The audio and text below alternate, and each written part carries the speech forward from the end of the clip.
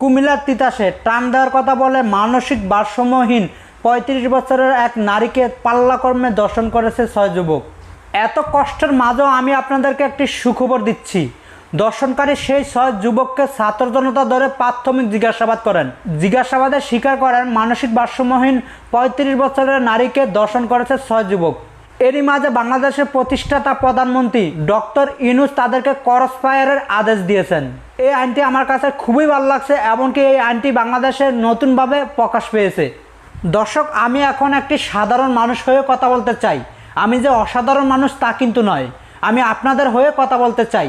খুনি শেখ হাসিনার আমলে আমরা দেখতে পেয়েছি তাদের কুত্তা বাহিনী পাল্লাক্রমে ধর্ষণ করেছে, তাদেরকে আইনের আওতায় নিয়েছে, তাদেরকে ফাঁসির রায় দিয়েছে, অথচ তাদের ফাঁসি কার্যকর করে নেয়। কিছু বছর পরে আমরা দেখেছি তারা মুক্ত আকাশে ঘুরে বেড়াচ্ছে, এমনকি সেম অপরাধ করছে, কিন্তু এর বিচার আমরা কখনো বাংলার মাটিতে পাই নাই।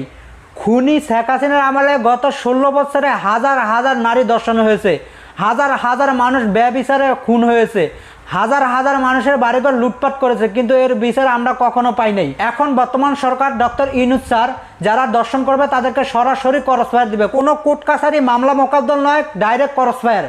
এখন যারা দর্শন করবে তারা হিসাব করে দর্শন করবে, যে কিনা দর্শন করবে তাকেই ক্রস ফায়ার দেওয়া হবে। এরকম আইন যদি বাংলাদেশে চালু থাকে তাহলে আর কখনো এরকমভাবে দর্শন হবে না, আমাদের মা বোনরা নিরাপদে থাকবে। ডক্টর ইউনূস স্যার আপনাকে আমরা স্যালুট জানাচ্ছি, হাজারো স্যালুট জানাচ্ছি। এরকম আইন আমরা বাংলাদেশে বিগত বছরগুলোতে চেয়েছি, কিন্তু আমরা পাই নাই। এখন আমাদের মনের মতন একটি আইন আপনি পাশ করেছেন, আপনাকে স্যালুট।